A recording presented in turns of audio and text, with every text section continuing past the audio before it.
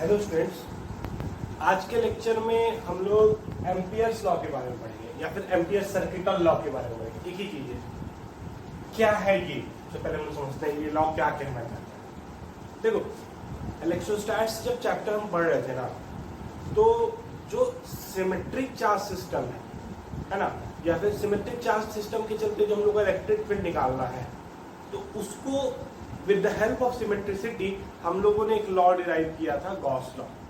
और Gauss law के through हम लोग बहुत सारे चार्ज, सिमेट्रिक चार्ज सिस्टम का इलेक्ट्रिक फील्ड निकालते हैं। सिमिलर फैशन में है ना, मैग्नेटिज्म में एम्पियर्स लॉ, ठीक है।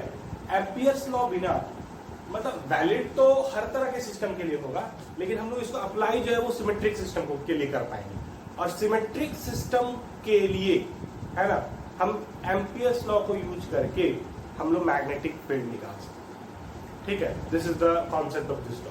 और क्या कहता है ये लॉ, ठीक है, ये लॉ कहता है B for magnetic field dot DL vector. DL always remember is the element, small element, ठीक है ना। तो ये लीनियर एलिमेंट, एरिया वेक्टर नहीं है, ये लीनियर एलिमेंट है, लेंथ, ठीक है, एलिमेंटल लेंथ है। बी डॉट डीएल का close integral is equal to होता है mu naught into I into, ठीक है। तो इसमें दो पार्ट है, एक पार्ट है ये, ठीक है, इसको हम लोग बोलते हैं लाइन। डीएल मतलब क्या है, लीनियर हो गया, इसको हम लोग बोलते हैं लाइन इंटीग्रल, ठीक है, बराबर mu naught into I into. तो इसमें दो पार्ट है, एक पार्ट ये है mu naught into I into, और एक पार्ट है बी डॉट डीएल। और क्लोज इंटीग्रल का मतलब मैं समझाऊं। तो सबसे पहले मैं इसको देखता हूँ, what do mean by B dot DL. Suppose कि किसी पोजीशन पे है ना, मैग्नेटिक फील्ड किसी इस तरह, ठीक, और तुम भी किसी मतलब पॉइंट को कंसीडर कर रहे हो और वो पॉइंट यही। अब तुम इस पॉइंट से कुछ डीएल लेंथ मूव की, DL is very very very small, मान लो इधर, ठीक है, this length is given by DL, ठीक है। तो बी डॉट डीएल हम लोगों को क्या करना है, इस बी वेक्टर और इस एलिमेंटल मूवमेंट का डॉट प्रोडक्ट करना है, बी डॉट डीएल। तो इसका वैल्यू कितना होगा, बी डीएल कॉस थीटा, क्योंकि मैं डॉट प्रोडक्ट कर रहा हूं और ये एंगल क्या हो गया, थीटा, डीएल और बी के बीच। तो this is the significance of B dot DL. जिस लेंथ के अलाउंड तुम एलिमेंटल लेंथ मूव किए हो वो डीएल वेक्टर का डायरेक्शन हो गया, और बी इनके बीच का एंगल हो गया थीटा, तो बी डॉट डीएल हो गया B DL cos theta. B इसका मैग्नीट्यूड, डीएल इसका मैग्नीट्यूड, थीटा द एंगल। अब मान लो हम इस पॉइंट से शुरू किए, कुछ इस तरह मूव करते हुए फिर से इसी पोजीशन पे पहुंचे, तो मेरा मोशन कैसा रहा, मेरा मोशन डिस्प्लेसमेंट क्या हुआ, जीरो। हम कैसे पाथ पे मूव किए हैं, हम क्लोज पाथ पे मूव, ठीक है ना। तो अब हम यहां से हर पोजीशन पे, यहां पे भी बी डॉट डीएल का वैल्यू निकालेंगे छोटे से एलिमेंट के लिए, हर पोजीशन पे बी डॉट डीएल का वैल्यू निकालते हुए पूरे इस क्लोज पाथ में मूव करते हुए यहां पे पहुंचेंगे, ठीक है ना। तो सारे का summation will be given by close integral of B dot DL. इस सर्कल का मतलब ये है कि हम लोग मूव किए हैं क्लोज पाथ, मतलब जिस पॉइंट से शुरू किए हैं उस पॉइंट पे हम एंड कर रहे हैं। और हर पोजीशन पे है ना, अगर हम इस पाथ पे मूव कर रहे हैं तो ये तो कर्वीलिनियर पाथ है, तो हर पोजीशन पे डीएल वेक्टर जो होगा वो टेंजेंशियल होगा, डीएल वेक्टर जो होगा वो टेंजेंशियल होगा, डीएल वेक्टर जो होगा वो टेंजेंशियल होगा, समझ गए इस चीज को। और हर पोजीशन पे बी वेक्टर भी किसी डायरेक्शन में होगा, तो बी और डीएल का हम लोग क्या निकालेंगे, डॉट प्रोडक्ट निकालेंगे। और ये याद रखना, ये स्केलर है, जब तुम डॉट कर दे रहे हो तो ये स्केलर है, तो हर पोजीशन के स्केलर वैल्यू को जब तुम ऐड करोगे तो टोटल बी डॉट डीएल का वैल्यू निकलेगा। क्लोज इंटीग्रल का मतलब क्लोज, ठीक है। तो स्टेटमेंट क्या बोल रहा है ना, कि close integral of B dot DL is always equal to mu naught into I enclose. I enclose का मतलब क्या हुआ, आई इनक्लोज होगा, ठीक है, current enclosed by the Amperian loop, अब ये क्या है, एम्पीरियन लूप। जिस क्लोज पाथ में तुम मूव किए हो, this is the close path, ठीक है ना। ये पूरा का पूरा जो पाथ है, दिस इज ये लूप, है ना, जिसके अराउंड तुम मूव कर रहे हो, ठीक। और इसी लूप को हम लोग बोलते हैं एम्पीरियन, ठीक है। और म्यू नॉट तुम लोग को जान पता ही है, परमिएबिलिटी होता है और फ्री स्पेस होता है, ठीक है। तो this is the statement of V dot. अब हम लोग सीधे इसका एप्लीकेशन करते हैं और एप्लीकेशन से हम लोग समझने का कोशिश करते हैं कि ये जो वी डॉट डी एल है इसका सिग्निफिकेंस क्या है, एम्पियर्स लॉ का सिग्निफिकेंस क्या है, ठीक है। देखो, जो हम लोगों ने एम्पियर्स लॉ लिखा, close integral B dot D L बराबर mu naught into I into, this is valid for every system, symmetric और असिमेट्रिक। लेकिन हम लोग जैसे कि गॉस लॉ को सिर्फ और सिर्फ सिमेट्रिक सिस्टम के लिए अप्लाई कर पाते थे, ठीक है ना। एम्पियर्स लॉ को भी हम लोग सिमेट्रिक सिस्टम के लिए ही अप्लाई कर रहे हैं because of the constraint of integration, B dot D L का जो इंटीग्रेशन करना है। अब सबसे पहले समझना है कि सिमेट्रिक सिस्टम क्या कहलाएगा, है ना। तो हमको जिस भी सिस्टम के लिए एम्पियर्स लॉ हम लगा रहे हैं, ये फॉर्मूला लगा रहे हैं, तो हम लोग को एक, जैसे गॉस लॉ में गॉसियन सरफेस ड्रॉ करते थे तो वो एरिया था, यहाँ पे हमको एक एम्पीरियन लूप ड्रॉ करना, ठीक है, एक क्लोज पाथ ड्रॉ करना। और वो क्लोज पाथ ड्रॉ करने समय हम लोग को ये ध्यान में रखना है कि या तो इंटायर लेंथ के लिए मैग्नेटिक फील्ड का मैग्नीट्यूड हमेशा कांस्टेंट रहे, ठीक है, यही सिमेट्रिसिटी है एम्पीरियन लूप ड्रॉ करते समय। या फिर मतलब इंटायर लूप के लिए मैग्नेटिक फील्ड लाइंस जो है वो उससे परपेंडिकुलर हो, या फिर दोनों ही, ठीक है। तो हम लोग सबसे पहले बात करते हैं, है ना, magnetic field due to thin long straight wire. तो लॉन्ग बोल देने का मतलब है कि इनफाइनाइट लेना है। लेट अस सपोज मेरे पास एक इनफाइनाइट वायर है कुछ इस तरह, जिसमें करंट कहाँ जा रहा है, ऊपर जा रहा है, ठीक।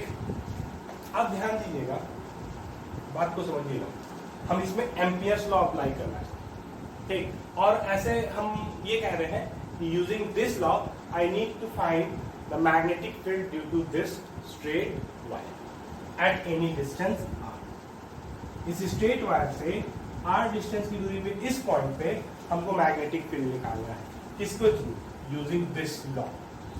अब थोड़ा सा समझना, ये जो तुम्हारा स्ट्रेट वायर है, इससे r डिस्टेंस के लिए हम मैग्नेटिक फील्ड बनाने के लिए क्या करेंगे, एक पाथ बना देंगे, सर्कुलर पाथ। इस पॉइंट को सेंटर मानते हुए एक सर्कुलर पाथ बना। अब इस सर्कुलर पाथ का सिग्निफिकेंस क्या होगा, इस सर्कुलर पाथ पे लाई करने वाला हर पॉइंट, ठीक है, पे मैग्नेटिक फील्ड का मैग्नीट्यूड क्या होगा, कांस्टेंट। क्यों ऐसा बोल दिए, बिकॉज ऑफ द सिमेट्रिसिटी, ठीक है ना। इस जो क्लोज पाथ मैंने जो बनाया है सर्कुलर पाथ, इस और सर्कुलर क्यों बनाया, उसका भी रीजन है कि इस पाथ पे हर कोई, क्योंकि ये सर्कुलर पाथ के सरकमफ्रेंस पे लाई करने वाला हर पॉइंट इस स्ट्रेट लाइन से इक्वी डिस्टेंस है ना। और मैंने बोला था कि एम्पीरियन लूप बनाने के समय तुमको ये बात ध्यान देना होगा कि तुम ऐसा लूप बनाओ कि उस लूप पे लाई करने वाला हर पॉइंट पे मैग्नेटिक फील्ड या तो कांस्टेंट रहे, या तो परपेंडिकुलर रहे, या फिर दोनों का कॉम्बिनेशन रहे। तो यहाँ पे हम जो सर्कुलर लूप बना रहे हैं, इसके हर पॉइंट पे मैग्नेटिक फील्ड क्या होगा, मैग्नीट्यूड वाइज कांस्टेंट होगा, ठीक। अब इस सिस्टम को बेटर अंडरस्टैंडिंग के लिए ना हम लोग क्या करते हैं, इसका टॉप व्यू देखते हैं। टॉप व्यू देखेंगे तो स्ट्रेट लाइन में करंट कहाँ जा रहा है, ऊपर की तरफ में, तो हम इसको ऐसे बना देते हैं, ठीक। और एम्पीरियन लूप कैसा दिखेगा, एम्पीरियन लूप ऐसा दिखेगा। समझ गए इस चीज हो गया। अब करंट ऊपर है, इस पोजीशन पे मैग्नेटिक फील्ड किस डायरेक्शन में, इधर की तरफ बी। इस पोजीशन पे मैग्नेटिक फील्ड किस डायरेक्शन में, इधर बी। इस पोजीशन पे मैग्नेटिक फील्ड किस डायरेक्शन में, इधर। इस पोजीशन पे इधर, इस पोजीशन पे इधर। ये तो हम लोग जान रहे हैं, सर्कुलर सिमेट्री में हमेशा क्या होगा, टेंजेंशियल डायरेक्शन ही आ जाएगा। अगर यहाँ पे टेंजेंशियल है तो हर पोजीशन पे टेंजेंशियल होगा। ठीक है, तो अब हमको ना अप्लाई करना है ये B.dl, मतलब कि तुमको इस एम्पीरियन लूप के अलोंग मूव करना है। अब मूव करने का सेंस इस पॉइंट से एंटी क्लॉकवाइज डायरेक्शन में भी ले सकते हो, क्लॉकवाइज डायरेक्शन में भी ले सकते हो। ठीक है ना, मूव करने का टेंडेंसी जो है वो कुछ भी हो सकता है। मूव करने का पर्पज बस यही हो रहा है कि तुम जिस पॉइंट से शुरू हो रहे हो उसी पॉइंट पे आके एंड कर रहा है। तो यहाँ से शुरू कर रहे हो तो ऐसे गए तो इस तरह के एंड करोगे, इस तरह गए तब भी यहीं आके एंड करोगे। तो सेंस ऑफ मूवमेंट कुछ भी हो सकता है। ठीक है, तो हम अभी clockwise direction anti clockwise direction में मूव कर रहे हैं। तो हर पोजीशन पे तुम्हारा मोशन का डायरेक्शन चेंज कर रहा है। तो हमको ये अप्लाई करने के लिए हम यहाँ पे छोटा सा एलिमेंट लेंगे डीएल वेक्टर। तो डीएल वेक्टर किस डायरेक्शन में होगा, टेंजेंशियल। तो इस पोजीशन पे B.dl कितना होगा, B.dl cos 0 डिग्री क्या आ जाएगा, सिंपली BD। इस पोजीशन पे से आएंगे यहाँ पोजीशन पे, इस पोजीशन पे छोटे से एलिमेंट डीएल के लिए B.dl क्या होगा, B.dl।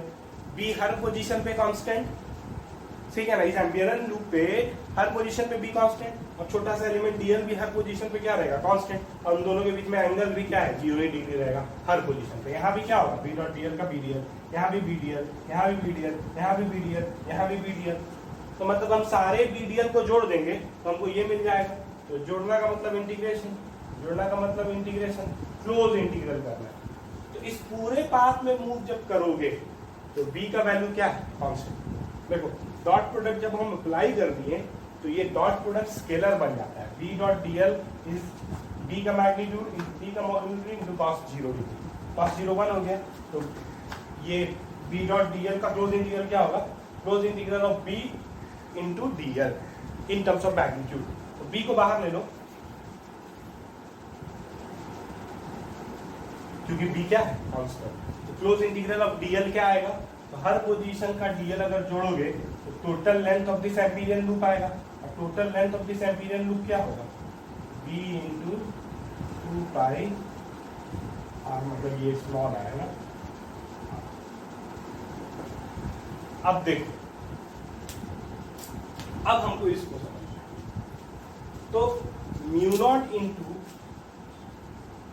आई, आई का मतलब एम्पीरियन लूप के अंदर लाई करने वाला जो करंट होगा, ये जो करंट पास कर रहा है ना, तो ये एम्पीरियन लूप के अंदर से पास कर रहा है।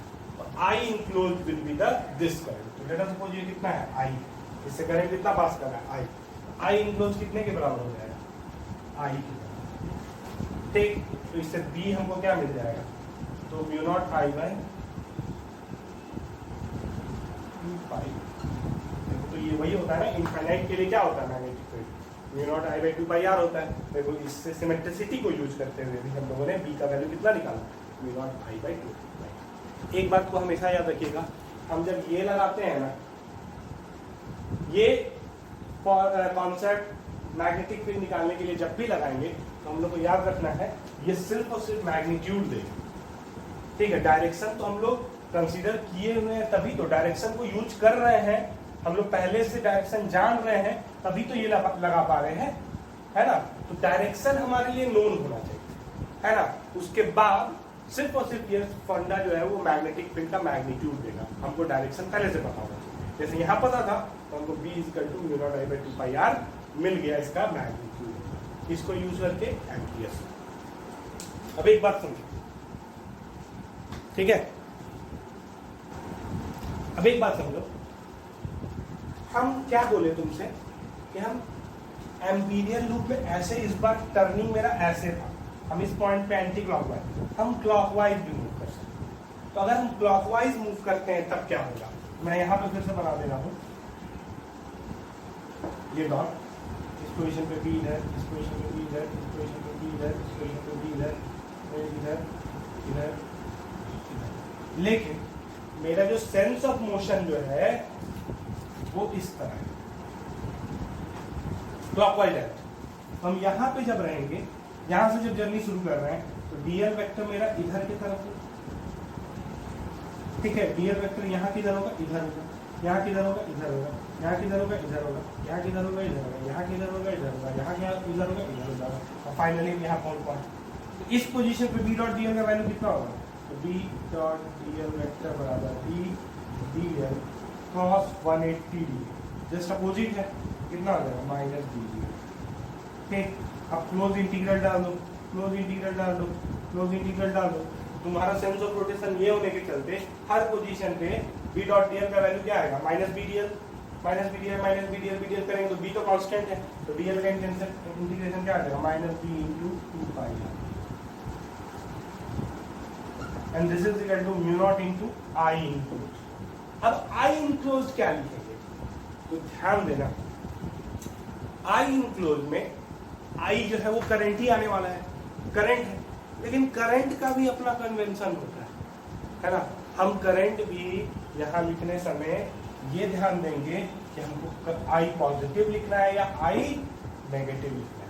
अब ये कैसे डील होगा, ठीक है, ये कैसे डील होगा, तो ध्यान दीजिएगा, ये डील होने का तरीका है, बात को समझना, ये डील होने का तरीका ये है कि जिस डायरेक्शन में तुम, ध्यान देना, एम्पीरियन लूप में मूव कर रहे हो, जैसे कि इसमें मूव करने का टेंडेंसी था ऐसा, ठीक है, इसमें मूव करने का टेंडेंसी है ऐसा, उस सेंस में अपने फिंगर को कर्ल करो, राइट हैंड के फिंगर को कर्ल करो। सेंस ऑफ मूवमेंट का हम बात कर रहे हैं, ठीक है, तो इसमें सेंस ऑफ मूवमेंट कैसा आएगा, ऐसा, ठीक, इसमें सेंस ऑफ मूवमेंट कैसा आएगा, ऐसा। तो जो डायरेक्शन ऑफ थंब होगा ना, वो डायरेक्शन होगा पॉजिटिव करंट, ठीक है। तो ध्यान दीजिएगा, इसमें जब तुम इस तरह सेंस किए तो थंब का डायरेक्शन किधर आया, बाहर, तो अगर करंट बाहर की तरफ है that current will be taken as positive, और अगर करंट अंदर की तरफ होता तो that current will be taken as negative. Similarly इसमें सेंस ऑफ रोटेशन कैसा है, ऐसा, ऐसा है, तो थंब कहाँ जा रहा है, अंदर की तरफ, तो अंदर के डायरेक्शन के करंट को हमको क्या लेना होगा, पॉजिटिव, और बाहर के डायरेक्शन के करंट को हमको क्या लेना होगा, नेगेटिव। ये रूल है। जिस सेंस में तुम एम्पीरियन लूप में मूव कर रहे हो उस सेंस में अपने फिंगर को कर्ल करो राइट हैंड के, थंब का डायरेक्शन जो होगा वो पॉजिटिव करंट का डायरेक्शन, थंब के अपोजिट डायरेक्शन में जो करंट होगा वो नेगेटिव करंट। इस केस में ऐसे कर्ल किए, थंब बाहर, करंट भी बाहर, तो हम पॉजिटिव लिए, ठीक है।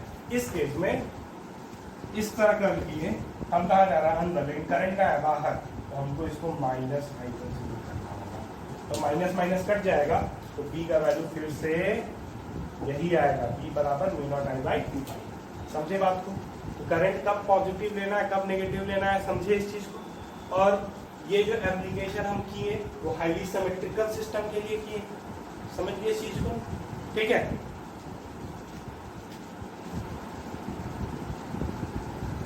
अब देखो ये question, 4 long current carrying wire है, ठीक है, और एक ब्लू कलर का हम पास लिखा है, and this is your Amperian loop. तो फिर दिस एम्पीरियन लूप के लिए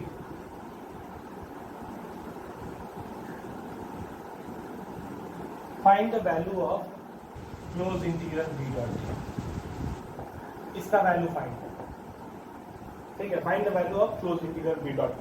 हम इसका टॉप व्यू देखें, अगर टॉप व्यू हमको दिखेगा ये दोनों ऊपर की तरफ है, डॉट डॉट, ये नीचे की तरफ है, क्रॉस, ये भी नीचे की तरफ है, क्रॉस। हमको निकालना है इंटीग्रेशन बी डॉट डीएल, ठीक। तो बी डॉट डीएल का क्लोज इंटीग्रल क्या बोलता है, this will be equal to mu naught into I include, ठीक। अब हमको सबसे पहले इसमें इस एम्पीरियन लूप में मूव करने का सेंस बताना। तो लेट अस सपोज कि हम ऐसे सेंस मूव कर रहे हैं, इस तो ये सेंस अगर है, हम बाहर आ रहा है, तो बाहर के डायरेक्शन की करंट को पॉजिटिव लेना है, अंदर के डायरेक्शन को करंट को क्या लेना है, नेगेटिव। तो इंटीग्रेशन बी डॉट डीएल का वैल्यू आएगा म्यू नॉट इनटू, ध्यान दीजिएगा, I1 प्लस I2, ठीक है, और माइनस I ठीक, I4 को इंक्लूड ही नहीं करना है क्योंकि I4 जो है वो इस एम्पीरियन लूप से बाहर है। समझ गए इस चीज को? हेंस इसका contribution net B dot DL में नहीं होगा, close integral B dot DL में नहीं होगा। आंसर होगा mu not I1 plus I2 plus I3। अगर यही क्वेश्चन में हम ऐसा कर देते, ये मेरा एम्पीरियन लूप था, ये I1, ये I2, ये I3, ये I4, ठीक है, और ये I4 है, और मेरा जो सेंस ऑफ रोटेशन है वो ऐसे हो जाएगा। तो ऐसे हो जाएगा तो हम कहाँ जा रहा है? अंदर। तो I3 पॉजिटिव हो जाएगा, I1 और I2 नेगेटिव हो जाएगा। तो B डॉट DL का क्लोज इंटीग्रल जो होगा इस केस में आएगा mu naught into I3 minus I1 minus I2। ठीक है, सेंस को I4 का contribution net B dot DL में नहीं आएगा, close integral B dot DL में आएगा। सिर्फ किसी पोजीशन पे, मान लो हम इस पोजीशन पे बी डॉट डीएल निकालना चाहते हैं या इस पोजीशन पे, तो लेट अस सपोज इस पोजीशन पे नेट मैग्नेटिक फील्ड कुछ इधर है। अब ध्यान दीजिएगा, इस पोजीशन पे बी का बी किसके चलते होगा? I1 के चलते, I2 के चलते, I3 के चलते, I4 के चलते, सबके चलते। ठीक है, और डीएल वेक्टर किधर होगा? इधर। ठीक है, तो बी डॉट डीएल जो होगा इस पोजीशन पे, तो ये बी डॉट डीएल में भी है ना, बस इस एलिमेंट के लिए निकाल रहा हूं। तो ये बी किसके चलते होगा? ये चारों करंट के चलते होगा। ठीक है, और डीएल जो होगा वो एलिमेंट के चलते। लेकिन जब ही इसको हम पूरे हर एलिमेंट के लिए ऐड करेंगे ना, तो हर एलिमेंट के एडिशन पे जब तुम क्लोज इंटीग्रल का एडिशन करोगे, मतलब जिस पॉइंट से शुरू किए उसी पॉइंट पे आओगे, तो इवेंचुअली इसका कंट्रीब्यूशन कैंसिल आउट हो जाएगा, बस बचेगा किसका? इसका कंट्रीब्यूशन। इसका कंट्रीब्यूशन क्या हो जाएगा? Cancel out. समझ गए इस चीज को? कोई दिक्कत इसमें नहीं? क्लियर है ये? ओके, तो इसका कंट्रीब्यूशन पूरे क्लोज पाथ के लिए कैंसिल हो रहा है, एक एक छोटे छोटे एलिमेंट के लिए नहीं। तो हर पोजीशन पे बी जो होगा ना, वो इसका इसका इसका और इसका नेट रिजल्ट है। इस क्वेश्चन के लिए आंसर तो यही होगा, लेकिन हम ये वैल्यू नहीं निकाल सकते। ये तो निकाल सकते हैं लॉ के हिसाब से, लेकिन ये वैल्यू हम लोग नहीं निकाल सकते क्योंकि हर पोजीशन पे बी का वैल्यू मैग्नीट्यूड के साथ और डायरेक्शन अलग अलग होगा। बी डॉट डीएल का वैल्यू अलग होगा, हर पोजीशन पे एंगल अलग, मैग्नीट्यूड का बी अलग, तो इसको इंटीग्रेट करना फिजिबल नहीं। समझ गए इस चीज को? कोई दिक्कत इसमें नहीं? लेकिन ये तुम्हारा क्यों पॉजिटिव बोल रहे हैं, क्यों नेगेटिव बोल रहे हैं, ये समझ में आ गया। तो ये तरीका था एम्पियर्स लॉ लगाने का।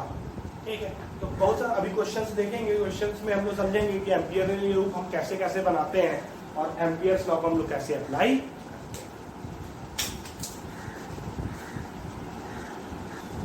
अब ये क्वेश्चन देखो, find the magnitude of magnetic field for a thick long cylindrical current carrying wire of radius of cross section r and current I uniformly distributed over its cross section at a distance r from its axis for r greater than r and r less than r। Simple सा term में question क्या है, एक cylindrical wire है जिसका cross section का radius जो है वो r है। थिक का मतलब अभी तक हम लोग जो डील कर रहे थे, ये वायर, ये थिन वायर, मतलब इसका क्रॉस सेक्शन नेग्लिजिबल था। इसके चलते r डिस्टेंस की दूरी पे मैग्नेटिक फील्ड हम लोगों ने क्या निकाला? म्यू नॉट I बाई 2 पाई। समझ गए इस चीज को? कोई दिक्कत इसमें नहीं। लेकिन अभी जो हम लोग सिलिंड्रिकल वायर कंसीडर कर रहे हैं वो थिक है, जिसका क्रॉस सेक्शन एरिया वो कंसीडर कर रहे हैं, ये r है। ठीक, और इसका लेंथ जो है वो इनफाइनाइट, ये इसका एक्सिस है, और इसका जो करंट है वो I है, uniformly distributed over it's cross section, मतलब इस पूरे क्रॉस सेक्शन एरिया A से, ठीक है, ये कितना होता है? पाई r स्क्वायर से कितना करंट पास कर रहा है? करंट पास कर रहा है I। ठीक, तो हमको बताना है कि इसके एक्सिस से किसी स्मॉल r डिस्टेंस की दूरी पे मैग्नेटिक फील्ड क्या होगा। अब आर का सिग्निफिकेंस बताया है, जनरल आर है ये। पहले केस में ये आर जो है वो इसके रेडियस से बड़ा है और दूसरे केस में ये आर जो है वो इसके रेडियस से छोटा है। ठीक है, तो मैं क्या करूंगा, यहां से इसके एक्सिस से आर डिस्टेंस की दूरी पे इस पोजीशन पे मैग्नेटिक फील्ड लिखा। ठीक, तो मैं क्या करूंगा, इस आर को रेडियस मान के और इसको सेंटर मान के एक लूप ड्रॉ कर लेता हूं क्लोज का, और इसको क्या बोलेंगे, एम्पीरियल। अब एक बात बताओ, हम अगर बोलेंगे इस क्रॉस सेक्शन मतलब इस सिलिंड्रिकल वायर पे चलते हैं, यहाँ पे अगर मैग्नेटिक फील्ड बी है तो इस एम्पीरियल लूप पे हर पॉइंट पे लाई करने वाले पॉइंट पे मैग्नेटिक फील्ड क्या होगा, तो बी ही होगा। गॉट इट, क्या होगा, बी। समझ गए इस चीज को। और ध्यान दीजिएगा, बी होगा तो मैग्नीट्यूड तो सब कांस्टेंट हो गया। अब डायरेक्शन की बात करते हैं, डायरेक्शन हम लोग को पहले से डिटरमाइन करना है। ठीक है, तो ध्यान देना, हमेशा याद रखना डायरेक्शन जो मैग्नेटिक फील्ड का होता है ना, वो बायोट-सावर्त लॉ बोलता है कि डीएल क्रॉस आर कैप के अलाउंग होगा। ठीक है, डीएल का मतलब हमेशा अलाउंग द लेंथ लेंगे और आर जिस पॉइंट पे निकालें। ठीक है, आर वेक्टर जिस पॉइंट पे is the position vector of this point. ठीक है, अब देखो ये जो करंट है वो हमेशा तो ऊपर ही जा रहा है, तो डीएल वेक्टर हमेशा ऊपर होगा, आर वेक्टर इधर है, तो मैग्नेटिक फील्ड इस पोजीशन पे किधर होगा, टेंजेंशियल इधर। हर पोजीशन पे जो मैग्नेटिक फील्ड होगा वो क्या होगा, टेंजेंशियल होगा। ठीक है,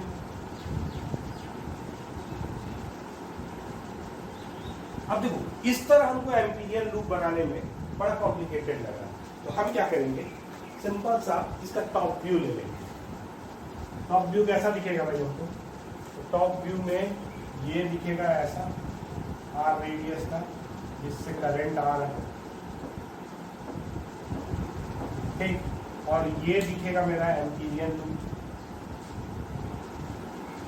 ऐसा, कितने रेडियस का, स्मॉल आर। हर पोजीशन में magnetic field tangential.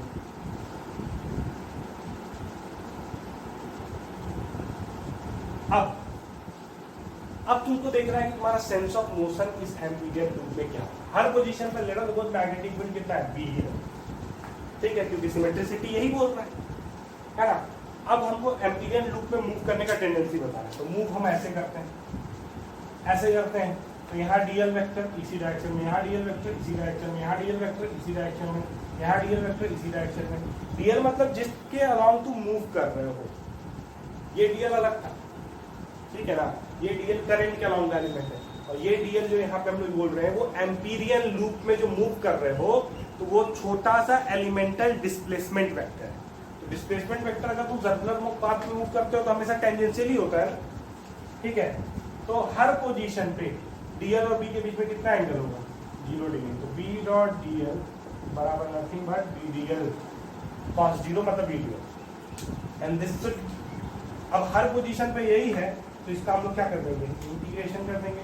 Close integration मतलब क्योंकि हम लोग क्लोज पाथ में मूव कर रहे हैं, is equal to mu naught into I, क्योंकि ये पूरा का पूरा जो क्रॉस सेक्शन है वो इस एम्पीरियल लूप के अंदर लाई कर रहे हैं, और इस पूरे क्रॉस सेक्शन से कितना करंट पास कर रहा है, आई। तो मतलब इस एम्पीरियल लूप के द्वारा जो करंट इनक्लोज होगा वो कितना होगा, आई होगा। ठीक है, अब आज याद बात करो, बी कांस्टेंट है, डीएल का इंटीग्रेशन कितना हो जाएगा,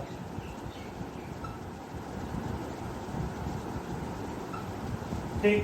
तो बी बराबर कितना होगा,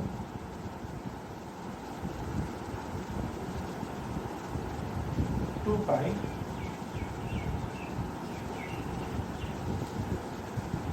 सेम रिजल्ट। एक थिन वायर के से आर डिस्टेंस की दूरी पे अगर इससे करंट आई है तो मैग्नेटिक फील्ड होगा mu naught I by 2 pi are.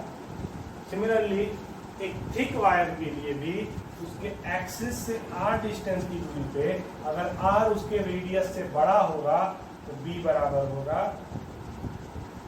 Mu naught I by. ठीक है, अब बात को समझना, हम इस एक्सप्रेशन को ना, this expression now will be deal in terms of current density. क्या था भाई current density?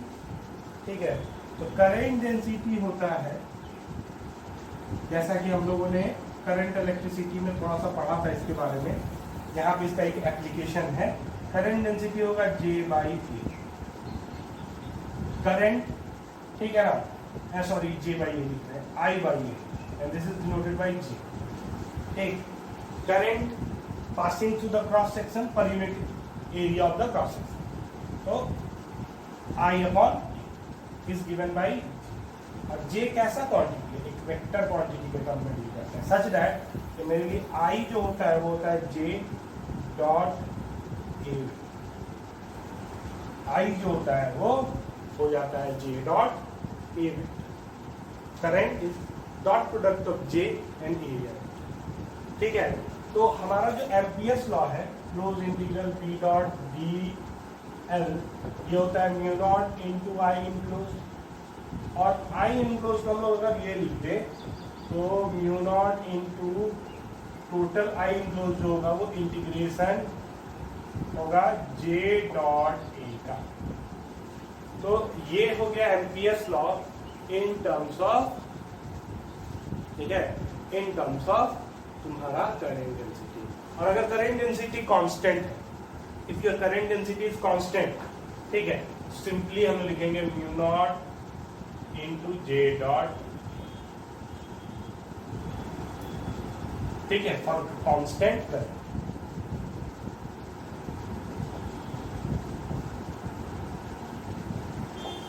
A constant J dot area vector, area vector तो ऊपर की तरफ, ठीक है, तो J, और J का मैग्नीट्यूड हमेशा कितना होगा I अपॉन, तो यहाँ पे J कितने के बराबर, यहाँ J होगा I upon pi R square, समझ गए, I upon pi R square. ठीक है, या फिर इसी फॉर्मूला से आते हैं, इस पे हिसाब से यही चीज को लिखा है, close integral B d dot dl कितना है, ये आया B इंटू 2 पाई आर, इस फॉर्मूला पे जा रहा है, equal to mu naught into J, J जो है वो इसका करंट डेंसिटी है, गिवन, ठीक है, गिवन हमारे लिए अब J है, I नहीं देके हमको क्या दे रखा है J, ठीक, और इंटू एरिया वेक्टर। तो J वेक्टर का डायरेक्शन हमेशा याद रखना, जिस डायरेक्शन में करंट है उसी डायरेक्शन में J वेक्टर का डायरेक्शन होगा, और ये क्रॉस सेक्शन एरिया के लिए एरिया वेक्टर भी क्या होगा, याद रखना, जब सॉलिड होता है तो हमेशा एरिया वेक्टर आउटवर्ड डायरेक्शन, हमेशा एरिया वेक्टर आउटवर्ड डायरेक्शन, ये आउटवर्ड डायरेक्शन में हम ले लिए J एरिया वेक्टर, इन दोनों के बीच में कितना एंगल हो गया, 0 डिग्री, J डॉट A कितना हो गया JA, और JA में A कितने के बराबर होगा, A होगा pi R square, J into pi R square, ठीक, तो B बराबर कितना आ जाएगा, म्यू नॉट J, ठीक है, पाई पाई कट जाएगा, आर स्क्वायर अपॉन, ध्यान दीजिएगा इसमें और इसमें कोई फर्क वैसा नहीं है, J करंट डेंसिटी है, I की जगह पे हम लोग J रखे हैं, ठीक है, और R जो है वो डिस्टेंस, अगर हम इस पे रिप्लेस कर दें इस पर, ठीक है, क्या J I को हम लोग लिखते हैं JA, वो भी हमारे लिए वही आंसर आएगा, या J को हम लोग I/A लिखते हैं, I/ पाई आर स्क्वायर, तो आंसर हमारा ये है। तो ये फॉर्मूला भी आपको याद है, ठीक है, ये इसमें तुरंत तब्दील हो जाएगा। कैसे तब्दील होगा, ये चीज अगर आप निकाल ली है, आपको ये याद है, I के जगह पे लिख दो JA, कितना आ जाएगा, mu naught into J into pi R square upon 2 into pi into R, तो पाई पाई कट जाएगा, तो mu naught J R square upon, ठीक है, वही चीज है। अब करेंट डेंसिटी के फॉर्म में ना लिखने का एक फायदा होता है, हम लोग करेंट डेंसिटी करंट के फॉर्म में ना इसको वेक्टर फॉर्म में नहीं रिप्रेजेंट कर सकते, यूनिट वेक्टर दिखाना पड़ेगा, है ना, लेकिन हम लोग J के फॉर्म में ना इसको वेक्टर के फॉर्म में लिख सकते हैं। कैसे, क्योंकि J खुद एक वेक्टर क्वांटिटी है, तो मेरे लिए जो B होगा, इस एक्सप्रेशन को याद रखना, होगा mu naught R square by 2r, ठीक, जे क्रॉस आर कैप हमेशा रहता। बी वेक्टर जो होगा वो होगा जे वेक्टर क्रॉस आर कैप। अब आर कैप क्या है? जे वेक्टर ये है जे वेक्टर, और आर वेक्टर है ये। आर कैप होगा इस डायरेक्शन का यूनिट वेक्टर, समझ गए चीज को? तो जे क्रॉस आर कैप करना है, तो जे क्रॉस आर कैप का मतलब ये होगा, तो जे क्रॉस आर कैप ऐसे होगा, ये जे, ये आर, जे क्रॉस आर ऐसे। मैग्नेटिक फील्ड का डायरेक्शन किधर? इधर दिख रहा है ना? तो J vector dot R, magnitude निकालोगे तो mu R square upon 2r into magnitude of j into magnitude of r cap into sin of angle between them। तो अभी तो 90 डिग्री है, तो sin 90 मतलब 1, तो j into r cap का मैग्नीट्यूड 1, तो यही आएगा। तो वेक्टर फॉर्म में ये आएगा।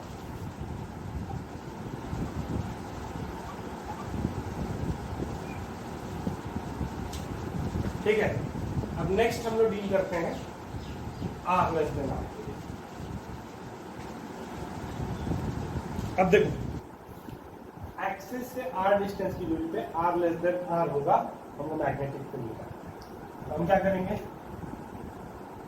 एम्पीरियन लूप बना लिए। एम्पीरियन लूप जो है वो इस अरेंजमेंट के लिए सिमेट्रिकल है, तो इस एम्पीरियन लूप के हर पोजीशन पे मैग्नीट्यूड क्या होगा? सेम होगा। डायरेक्शन, तो डायरेक्शन डीएल वेक्टर ऊपर ही आता है, मतलब कि आई ऊपर है तो आई के अलॉन्ग फिंगर आर, ये मैग्नेटिक फील्ड इधर, इस पोजीशन पे इधर, तो हर पोजीशन पे क्या होगा? टेंजेंसी। ठीक, अब इसका टॉप व्यू ले लेते हैं। तो टॉप व्यू में इतना बड़ा करेंगे, लेकिन ये है मेरा एम्पीरियन स्मॉल आर। ठीक, तो ये पूरे के पूरे करंट को इंक्लूड नहीं कर रहा है, बस इतने करंट को इंक्लूड कर रहा है जो इस एम्पीरियन लूप के अंदर है। तो B डॉट DL क्या होगा? B ऊपर और DL भी ऊपर, ठीक है। तो B dot DL is nothing but BDL। ठीक, close integral will give you B into 2 pi r. This is equal to mu naught into I enclosed। अब mu naught into I enclosed क्या होगा? I जो है वो पूरे के पूरे पाई आर स्क्वायर एरिया में फैला हुआ है ना। आई फैला हुआ कितने एरिया में? Pi R square. तो पर यूनिट एरिया कितना करंट होगा? I by pi R square, इसी को जे बोलते हैं। तो इतने एरिया में एम्पीरियन लूप कितना एरिया इंक्लोज कर रहा है? Small R. तो इतने में कितना एरिया होगा? आई डैश होगा, आई डैश होगा J into pi small R. समझ गए? J into pi R square, ये स्मॉल है, तो हम इसको लिखेंगे आई डैश। तो mu naught into J into pi R. ठीक, this is equal to B into 2 pi R. तो पाई पाई कटेगा, आर आर कटेगा, तो बी बराबर आ जाएगा mu naught J by 2 into are.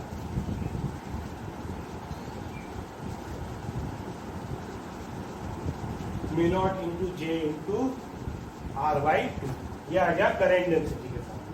Current के फॉर्म में तो जे बराबर होगा I by pi R square. देखो इसको मैंने जे बोला, ठीक है। तो हम अगर I by pi capital R square यहाँ पे डाल देंगे तो ये मेरा आंसर हो जाएगा mu naught I by pi 2 pi R square into small. बस जे को लिख लेना था I by pi R square, तो ये हो जाएगा I by 2 pi R square into. ठीक, तो ध्यान दीजिए अब वेक्टर फॉर्म में कैसे लिखेंगे। तो वेक्टर फॉर्म में इस फॉर्म में हम नहीं दर्शा पाएंगे, जनरलाइज के लिए इस फॉर्म में दर्शा पाएंगे क्योंकि इसमें करंट, इसमें कैसे यूज करेंगे? बी वेक्टर बराबर म्यू नॉट बाई 2, है ना, और जे क्रॉस आर कैप होता है। ठीक, R into R J cross R cap. अब एक बात ध्यान देना, यहाँ पे क्या होगा ना, इस r को तुम अगर इधर ले लोगे तो r इंटू आर कैप जो होता है ना वो होता है r vector, magnitude into unit vector, तो r वेक्टर हो जाएगा, जिसको तुम सीधे लिख सकते हो mu naught by 2 j vector cross r vector. ठीक है, ये हो गया मैग्नेटिक फील्ड। जे किधर है ऊपर, आर किधर है इधर, मैग्नेटिक फील्ड। अगर हम इस पोजीशन पे निकालना चाहेंगे, जे किधर है ऊपर, आर किधर है अंदर के तरफ, हमको इस पॉइंट से इस पॉइंट जाना होगा ना आर वेक्टर के लिए, तो ये मैग्नेटिक फील्ड किधर आ जाएगा इधर, ये वाले के लिए इधर। समझ रहे हो बात को? तो ये फॉर्मूला है, क्या याद रखना है, बी बराबर mu naught J cross R vector upon 2, ठीक है, या फिर b is equal to mu naught J R by 2, या फिर b is equal to mu naught J R by 2 pi R square. ठीक है, ध्यान दीजिएगा क्या हमको कंक्लूजन मिला, r ग्रेटर देन r के लिए है ना, b जो था वो इनवर्सली प्रोपोर्शनल टू r, और r लेस देन r के लिए जो b है वो डायरेक्टली प्रोपोर्शनल टू r है, और b is equal to r के लिए चाहे तुम इस पे पुट करो या उस फॉर्मूला पे पुट करो, b का वैल्यू आएगा mu naught J R by, यही आएगा। समझ गए इस चीज को, b r is equal to r, sorry r is equal to r के लिए b जो होगा वो mu naught J R by 2, चाहे तुम इसके वाले फॉर्मूला पे रखो, दोनों के लिए ये यही सेम रिजल्ट आएगा, कंटिन्यूटी। ठीक है, तो अगर मैं ग्राफ बनाऊं किसका, b वर्सेस r,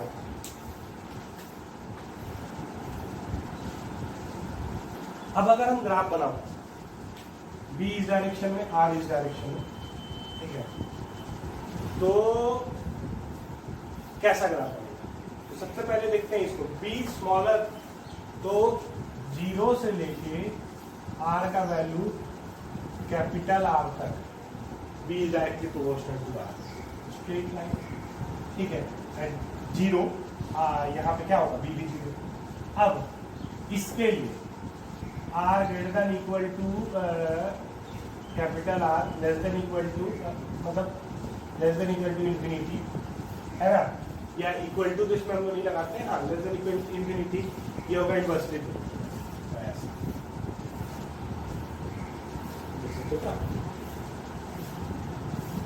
ठीक है, और ये जो आएगा होगा r इज इक्वल टू, समझ गए इस चीज को, ये हो गया ग्राफ, याद रखना। ठीक है, अब एक क्वेश्चन अब इसमें हम ये कर देते कि अगर ये थिक सिलेंडर ना होता, थिक सिलेंडर ही होता, इनफैक्ट सॉलिड सिलेंडर ना आके हॉलो कंडक्टर होता, हॉलो कंडक्टर होता, तब कैसा बनता, बात को थोड़ा सा समझना। हम क्या बोल रहे हैं, ये मेरा वायर है इनफाइनाइट, जनरली ध्यान देना, तुमको क्वेश्चन में अगर पूछ देगा ना कंडक्टर, और कंडक्टर के बारे में कभी कुछ नहीं बोल रहा है, तो हमेशा उसको सॉलिड कंसिडर करना। पिछले साल, इस साल के नीट में, पिछले साल के नीट के मेरा क्वेश्चन आया था कि ड्रॉ द ग्राफ, है ना, फॉर b वर्सेस r, जो मैंने अभी ड्रॉ किया, फॉर ए कंडक्टर। ठीक है, फॉर ए कंडक्टर, तो कंडक्टर को तुमको क्या कंसिडर करना है, सॉलिड। अब सॉलिड अगर कंसिडर करना था तो ग्राफ कैसा होगा, जब ये हम लोगों ने पढ़ा है, जब तक कंडक्टर को हॉलो ना बोला जाए, हॉलो नहीं देगा, उसको हमेशा सॉलिड कंसिडर करना है। लेकिन मैंने ये बोला कि ये हॉलो कंडक्टर,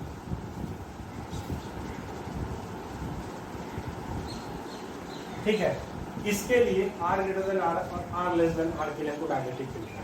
तो हम इसमें बहुत ज़्यादा नहीं तुमको लंबा चर्चा करेंगे, इसको हम सीधे सीधे बता देते हैं कि तरीका तो वही होगा, है ना।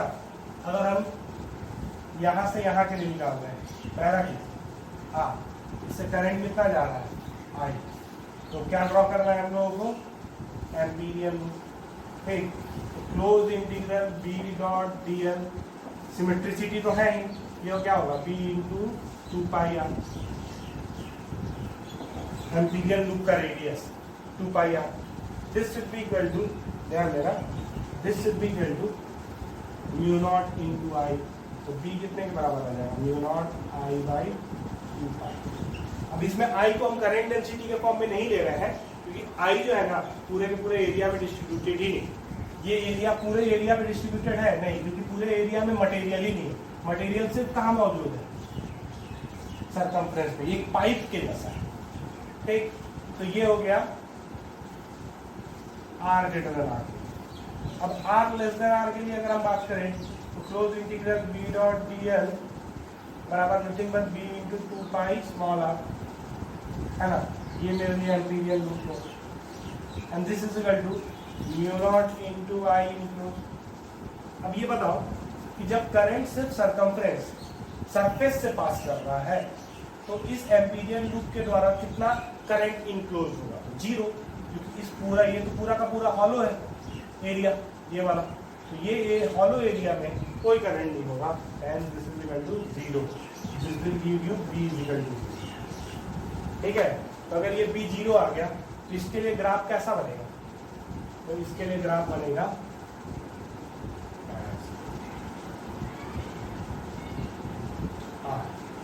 यहाँ आर का वैल्यू डाल दो, not I by 2 pi capital are, ये वैल्यू हो जाएगा, इधर बी इधर आर, समझ गए इस चीज को। तो ये हो गया म्यू नॉट आई, समझ गए इस चीज को। तो अच्छा सॉरी, ये कंफ्यूजन, ये ग्राफ, तो क्वेश्चन नीट में सवाल पूछा था draw the graph for a conductor, तो 4 ऑप्शन दिया था, इसमें से एक ऑप्शन ये था, ठीक है, एक ऑप्शन ये था, ठीक, एक ऑप्शन पूरा का पूरा ऐसा था, ठीक, इस तरह करके, और एक ऑप्शन ऐसा था। तो इसमें सही क्या होता, तो सही ये, ठीक है। तो जनरली हम ये कहना चाह रहे हैं कि कंफ्यूजन कभी कंडक्टर के कॉन्सेप्ट में मत कर, ठीक है, जब तक फॉलो ना दिया। अब ये कॉन्सेप्ट है, 2 सॉलिड कंडक्टिंग वायर है और दोनों ओवरलैप कर, ठीक है, दोनों में करंट, तो हम तुमको टॉप व्यू दिखा रहे हैं कि टॉप व्यू का कैसे दिखेगा। टॉप व्यू तो उसका सिर्फ हमको क्रॉस सेक्शन एरिया दिया रहेगा, बस दिखेगा। तो एक वायर ऐसा था, ठीक, और ये इसका टॉप व्यू है, और दूसरा वायर ऐसा है, तो ये ओवरलैप कर रहा है, तो इतना जो एरिया बना वो कॉमन बना, ठीक। इस वाले में करंट क्रॉस और इस वाले में करंट डॉट,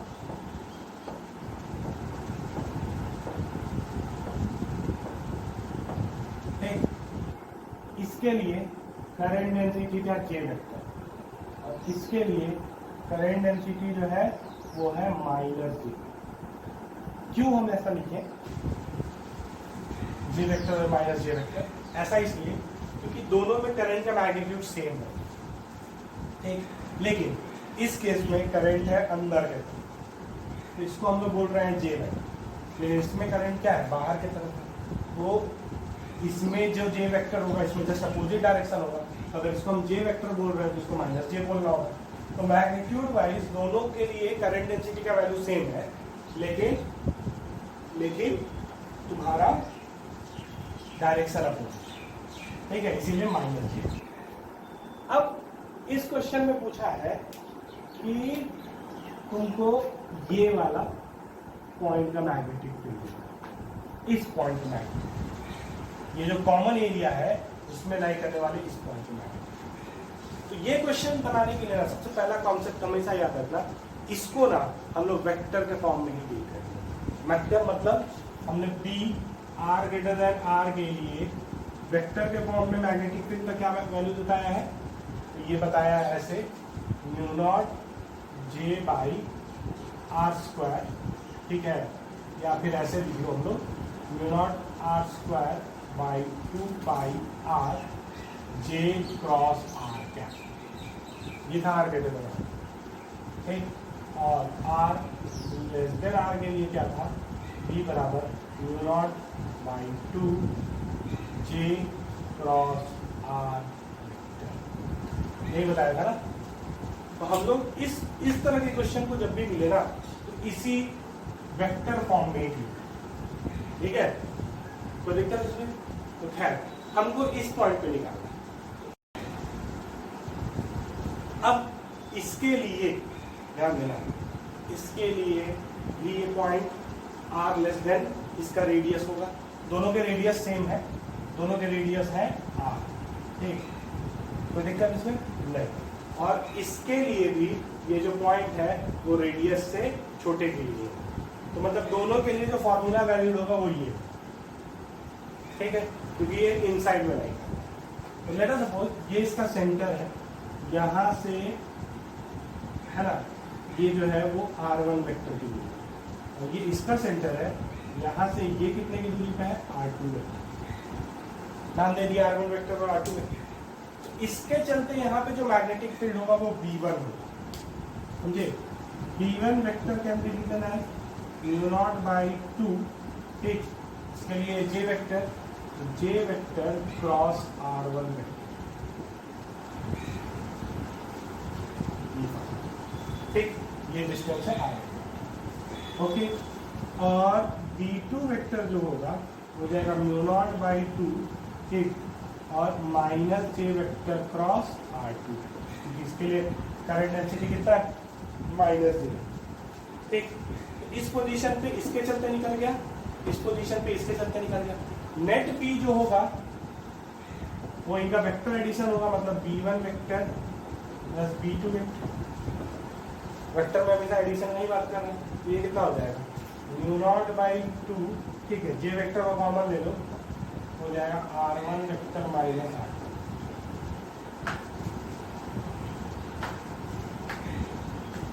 होगा ना। और यहाँ पे लगा दो क्रॉस, ठीक, तोड़ो तो bracket, J cross R1 vector minus J cross R2 vector, समझ गए अच्छी। अब बात को समझना, ये R1 vector minus R2 vector का क्या सिग्निफिकेंस है, हम इस फिगर को बनाते हैं। देखो ये एक का सेंटर, ये दूसरे का सेंटर, ये जिस पॉइंट पे निकालना है, तो ये हो गया R1 वेक्टर, ये हो गया R2 वेक्टर, ठीक। तो इन दोनों पॉइंट को जोड़ दो, एक ट्रायंगल बन गया। हमको चाहिए R1 vector minus R2 vector, ठीक है। R1 vector minus R2 vector के लिए हम क्या कर रहे हैं, लेट अस सपोज इसको हम A वेक्टर मान लेंगे, ये टेल, ये टेल से हेड, टेल से हेड, ट्रायंगल लॉ, तो ये इसका रिजल्टेंट हो गया। तो देख सकते हो A vector plus R2 vector बराबर R1 वेक्टर, ठीक है। तो R2 को उधर भेज दो, तो R1 माइनस R2 वेक्टर जो होगा वो A वेक्टर। A क्या है, A याद रखना J से माइनस J के, J वेक्टर वाले सेंटर से minus J2 minus J, direction of A vector, centre to centre, ठीक। तो ये मेरा हो गया A, सीधे तुम्हारा B नेट जो आएगा वो आ जाएगा μ0 J vector cross A vector by 2, ठीक है। तो A वेक्टर तो इस पॉइंट से इस पॉइंट का दूरी है, मैग्नीट्यूड उसका, और डायरेक्शन इधर है ना। तो भाई इस पॉइंट के पोजीशन वेक्टर R1 और R2 का कोई सिग्निफिकेंस नहीं आया इसके फाइनल रिजल्ट में। तो इससे हमको कंक्लूजन क्या मिला ना, कि इस स्पेस में यहाँ से यहाँ तक और इस स्पेस में यहाँ से यहाँ तक जो बन रहा है ये कॉमन एरिया, ठीक है ना। इस स्पेस के अंदर बात को समझा, इस स्पेस के अंदर में किसी भी पोजीशन पे जब तुम मैग्नेटिक फील्ड निकालोगे तो मैग्नेटिक फील्ड का वैल्यू यही आएगा μ0 J क्रॉस A, ठीक। अब J वेक्टर कहाँ है, बाहर की तरफ। A वेक्टर कहाँ है, J वेक्टर कहाँ है, बाहर की तरफ। A वेक्टर किधर है, इधर की तरफ। मैग्नेटिक फील्ड किधर आएगा, तो J वेक्टर बाहर नहीं है, J वेक्टर तो क्रॉस के लिए है ना, J इसके लिए मान लीजिए, तो J वेक्टर कहाँ है, अंदर की तरफ, ठीक। और ए वेक्टर किधर है, इधर, तो जे क्रॉस के इधर किधर आएगा, इधर। ठीक है, तुम्हारा बाहर है तो इससे, या ऐसे देख लो कि तुम्हारा ये अगर जे वेक्टर है, ठीक, ये अगर तुम्हारा ये है, क्या नाम है, ए वेक्टर है, तो ये तुम्हारा मैग्नेटिक फील्ड का डायरेक्शन हो गया। तो जे किधर है, अंदर की तरफ, ये किधर है तुम्हारा ऐसे इधर की तरफ, तो मैग्नेटिक फील्ड कहाँ आएगा, नीचे आएगा। तो हर पोजीशन पे मैग्नेटिक फील्ड जो होगा वो नीचे ही, इस पूरे स्पेस में जो कॉमन एरिया में बन रहा है ना, इस पूरे स्पेस में हर पोजीशन में मैग्नेटिक फील्ड नीचे होगा। और मैग्नीट्यूड भी क्या होगा इससे, तो ये पूरा स्पेस में मैग्नेटिक फील्ड यूनिफॉर्म हो। कैसे देखेंगे, तो दो तरीका हो सकता है। एक तो क्रॉस प्रोडक्ट का जो रिजल्ट है, तो जे वेक्टर अंदर, ए वेक्टर इधर, तो देखो ऐसे, जे वेक्टर अंदर, ए वेक्टर इधर, तो ऐसे कहाँ गया, नीचे। या फिर राइट हैंड थंब रूल से भी पहला वेक्टर हमेशा फोर्थ इंडेक्स से, दूसरा वेक्टर हमेशा मिडिल से, thumb with the direction of their cross product. तो जे वेक्टर किधर है, अंदर, ए वेक्टर किधर है, इधर, मैग्नेटिक फील्ड भी इधर होगा, नीचे। ठीक है, और हमेशा यूनिफॉर्म हर पोजीशन।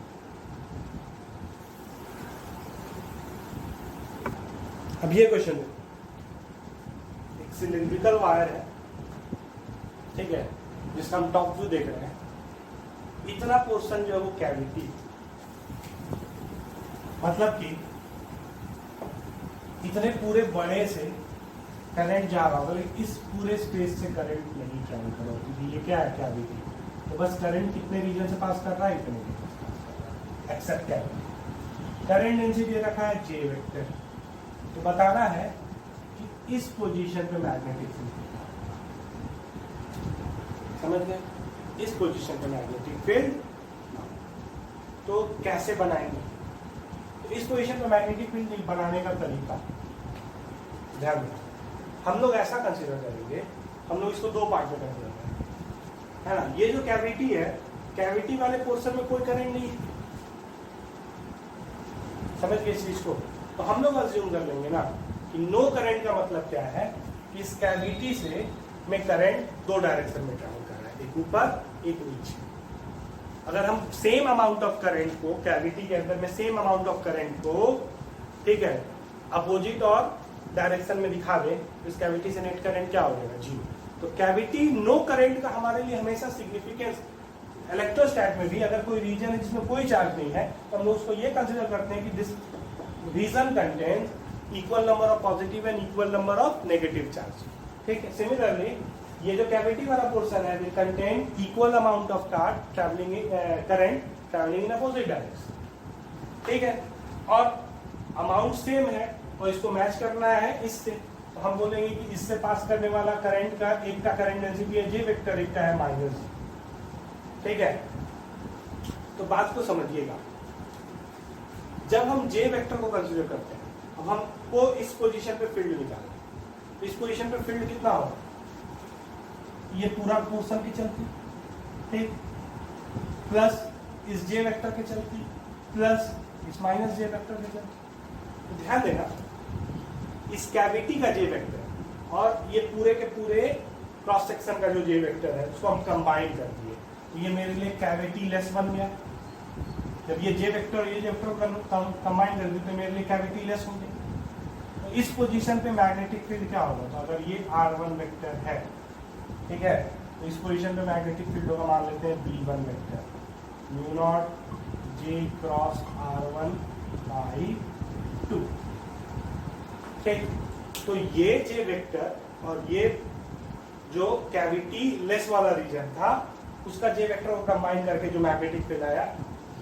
अब क्या बचा, अब सिर्फ बचा माइनस जे। तो माइनस जे कितने रीजन के लिए है, तो माइनस जे बस इतने रीजन, ठीक, इतना ही रीजन है माइनस जे। तो मान लो इसके सेंटर से, तो हम भूल जाते हैं सबको, ये भी तो मेरे लिए एक सिलिंड्रिकल वायर के जैसा है, जिसका करंट डेंसिटी कितना है, माइनस जे वेक्टर। और माइनस जे वेक्टर के लिए भी ये पोजीशन जो है वो r smaller than its radius होगा। तो ये जो है वो लेट अस सपोज की है R2 वेक्टर। ठीक है, इसके चलते B2 कितने के बराबर आ जाएगा, mu naught minus J cross R2 vector by net, B net होगा B1 vector plus B2 vector, this will give mu naught J vector R1 minus R2 vector upon 2। ठीक, तो फिर से देखो, ये हो गया R1 वेक्टर, ये हो गया R2 वेक्टर, ठीक है, और हमको चाहिए R1 माइनस R2 वेक्टर, तो ये हो गया कोई A वेक्टर। ठीक है, A वेक्टर क्या है भाई, A वेक्टर है इसके सेंटर से इसके सेंटर तक। ठीक, ध्यान देना, A vector plus R2 vector बराबर R1 वेक्टर होगा, तो R1 vector minus R2 vector जो होगा वो ये। ठीक है, तो R1 माइनस R2 को क्या लिख दोगे, क्रॉस वही रीजन, इस कैविटी वाले रीजन में भी मैग्नेटिक फील्ड क्या होगा, यूनिफॉर्म होगा। ठीक है, कितना, तो mu naught J cross A, J किधर है, इधर, ए किधर है, इधर, इसके सेंटर से इसके सेंटर दूरी ए किधर है, इधर। ठीक है, तो तुम्हारा अंदर से ऐसे वो मैग्नेटिक फील्ड कुछ इस डायरेक्शन में है, इस डायरेक्शन, या फिर ऐसे देख लो, जे ए ऐसे, क्या रिजल्ट होगा, सेम रिजल्ट होगा, म्यू नॉट जे क्रॉस ए। इस बार जे किसका है, इसके सेंटर से लेके कैविटी के सेंटर के तक का। आज के लेक्चर में बस इतना ही, नेक्स्ट लेक्चर में हम लोग सोलेनॉइड के बारे में जानेंगे। ठीक है, थैंक यू।